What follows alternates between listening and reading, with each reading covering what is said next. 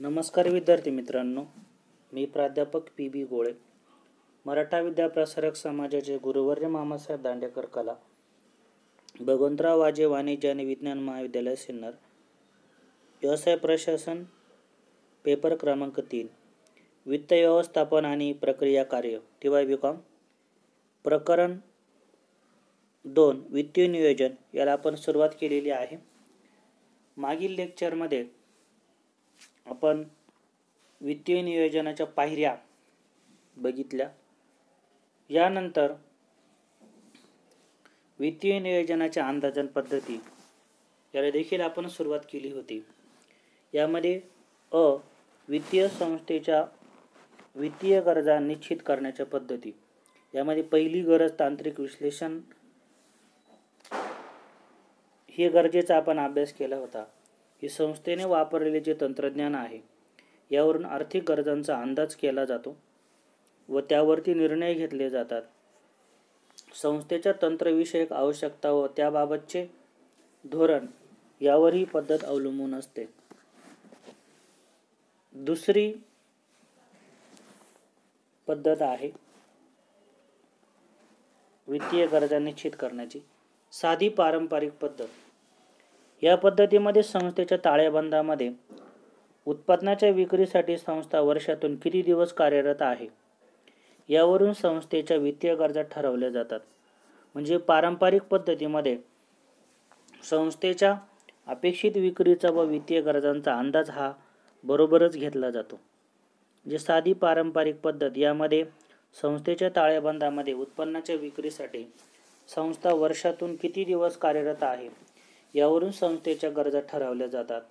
म्हणजे पारंपरिक पद्धतीत संस्थेच्या अपेक्षित विक्रीच्या व वित्तीय गरजांचा अंदाज यामध्ये घेतला जातो. त्यानंतर तिसरी पद्धत आहे कार्यविश्लेषणावर आधारित पद्धत. संस्थेत चालवणाऱ्या विविध कार्यांचं स्वरूप व रचना यावर ही पद्धत अवलंबून असते. स्थिर व खेळत्या भांडवलाच्या गरजा लक्षात घेऊन आर्थिक अंदाज घेतला जातो. अर्थात शीर्षकावरून लक्षात येतं की ही पद्धत पूर्णपणे तंत्रनिष्ठित नाहीये. म्हणजे एक अंदाज लावला जातो की कार्यविश्लेषण पद्धतीच्या माध्यमातून संस्थेमध्ये चालणारे विविध कार्याचे स्वरूप व रचना यावर ही पद्धत अवलंबून असते. स्थिर व खेळत्या भांडवलाच्या गरजा लक्षात घेऊन आर्थिक अंदाज यामध्ये बांधला जातो. अर्थात यामध्ये संस्थेला विशिष्ट कालावधीमध्ये किती रक्कम या ठिकाणी लागणार आहे याचा अंदाज यामध्ये घेतला जातो. त्यानंतर पुढील भाग आहे वित्तीय पुढचं स्वरूप किंवा अंदाजन पद्धती. वित्तीय संस्थांच्या वित्तीय गरजा निश्चित करताना विचारात घेतले जाणारे घटक. म्हणजे तुम्हाला वित्तीय संस्थांच्या ज्या वित्तीय गरजा निश्चित करायच्या आहे त्यावर कोणत्या घटकांचा परिणाम होतो हे घटक बघायचे आहेत. पहिला घटक आहे प्रकल्पातील जोखीम. जेव्हा कर्ज घेऊन भांडवल उभारलं जातं तेव्हा अधिक जोखमीचे प्रकल्प हाती घेऊ नये.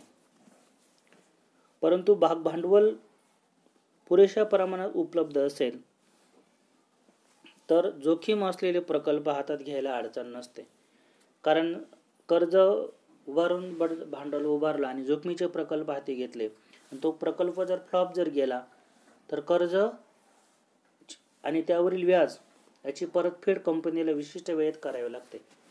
भागभांडवलाच्या बाबतीमध्ये मात्र भागधारकांची रक्कम कंपनीला काही परत करावी लागत नाही.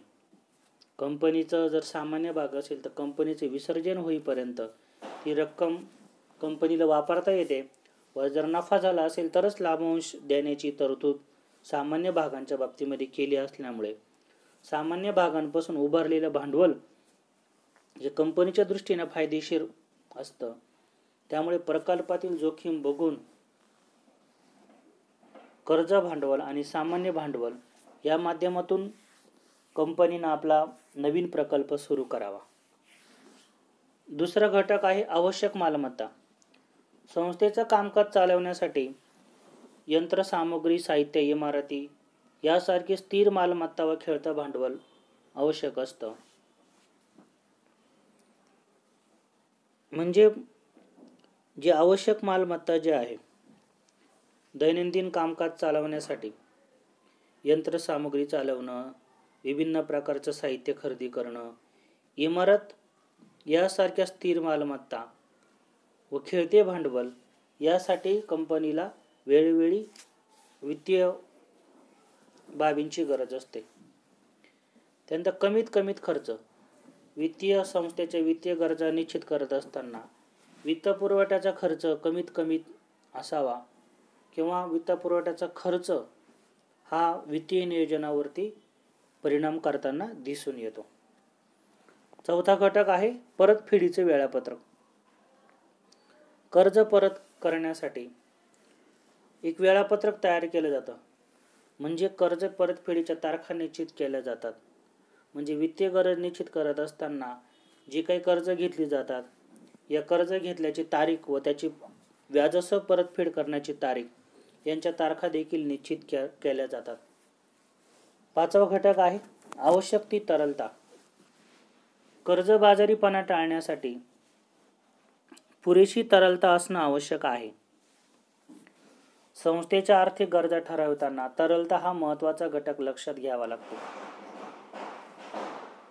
कंपनीचा जो काही कर्जबाजारीपणा आहे हा टाळण्यासाठी पुरेशी तरलता असणं आवश्यक आहे, की जेणेकरून संस्थेच्या आर्थिक गरजा ठरवताना हा महत्त्वाचा घटक लक्षात घ्यावा लागतो, की कंपनीने जे कर्ज घेतलेलं आहे या कर्जाची कंपनी वेळेवर त्या ठिकाणी परतफेड करते. यासाठी कंपनीच्याकडे रोख तरल मालमत्ता किंवा तरल रक्कम असणं आवश्यक आहे.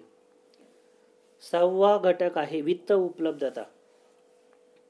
अपेक्षित वित्तपुरवठा उपलब्ध असेल तर आर्थिक नियोजन यशस्वी ठरू शकतं.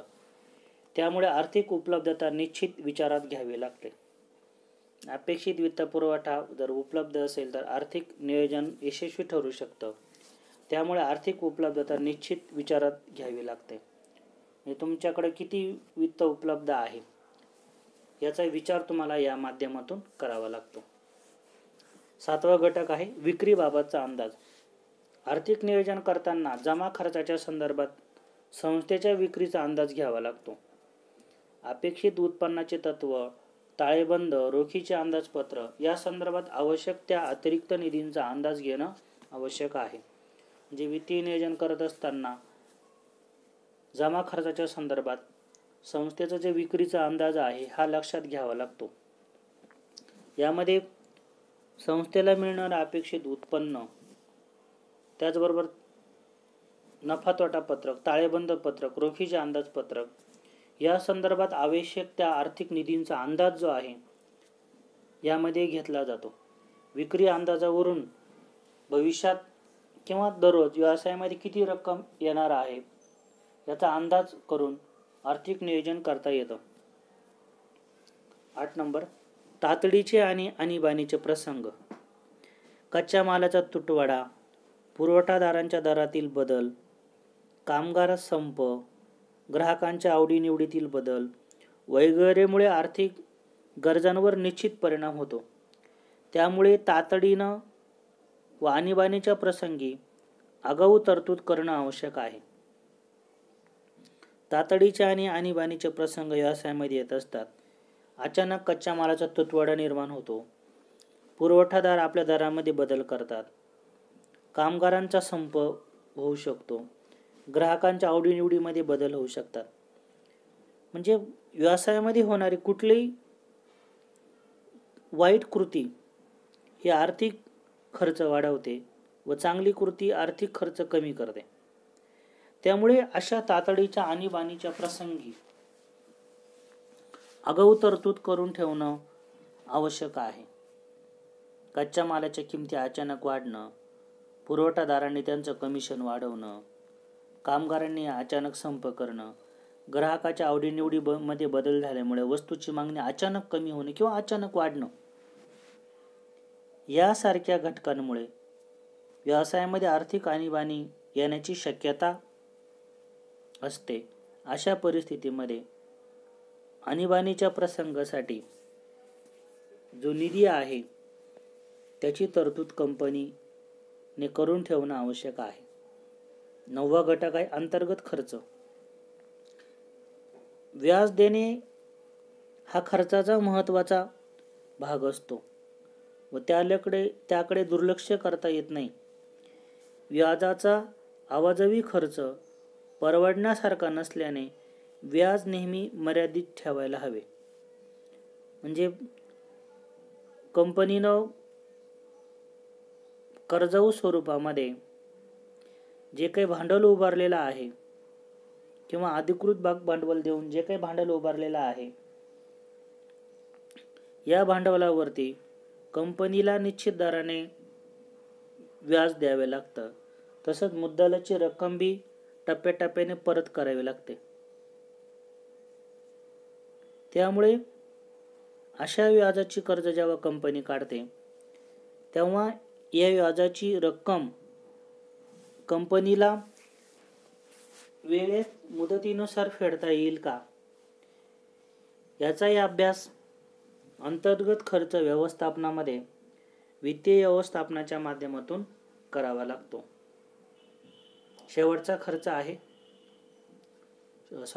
शेवटचा घटक आहे विकासनाचा खर्च. विकासनाचा खर्च कायदेविषयक खर्च, बाजारपेठ सर्वेक्षण खर्च बराच मोठा असू शकतो. त्यामुळे आर्थिक गरजा निश्चित करताना त्याचा विचार करावा लागतो. सुरुवातीच्या प्रवर्तन कार्यासाठी हा निधी आवश्यक असतो.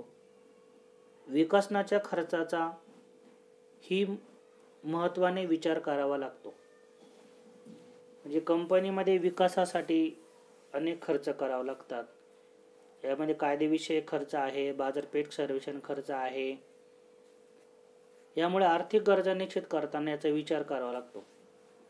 सुरुवातीच्या प्रवर्तन काळासाठी जो काही निधी असेल तो निधी आवश्यक असतो. विकासनाच्या खर्चातही याचा विचार करावा लागतो. म्हणजे कंपनीचं वित्तीय धोरण निश्चित करत असताना वरील जे 10 मुद्दे आपण बघितले यांचा विचार करून थोडक्यात कंपनीचं वित्तीय धोरण जे आहे हे निश्चित केलं जातं. वित्तीय नियोजन हे चॅप्टर आपलं या ठिकाणी संपलेलं आहे. या चॅप्टरवरचे 150 शब्दात उत्तर द्यायचे प्रश्न: वित्तीय नियोजनाचे स्वरूप स्पष्ट करा. वित्तीय नियोजनातील पायऱ्या स्पष्ट करा. व्यवसाय संस्थेच्या वित्तीय गरजा कशा निश्चित केल्या जातात, त्या निश्चित करताना कोणते घटक विचारात घेतले जातात. वित्तीय नियोजनाची वैशिष्ट्ये स्पष्ट करा. 500 शब्दात उत्तरे द्या. वित्तीय नियोजन म्हणजे काय, त्याचे स्वरूप आणि व्याप्ती स्पष्ट करा. दुसरा प्रश्न: वित्तीय नियोजनाचे फायदे व मर्यादा स्पष्ट करा. त्यानंतर टिपा द्यासाठी क्वेश्चन: वित्तीय नियोजनाचे स्वरूप स्पष्ट करा. वित्तीय नियोजनाची व्याप्ती स्पष्ट करा. वित्तीय नियोजनाचे फायदे, वित्तीय नियोजनाच्या मर्यादा, वित्तीय नियोजनाचे महत्त्व. हे आपल्याला या प्रश्नांवरून लक्षात येतं की हे विस्तृतपणे आपल्या लक्षात यावं म्हणून आपण छोटे छोटे लेक्चर तयार केलेले आहेत.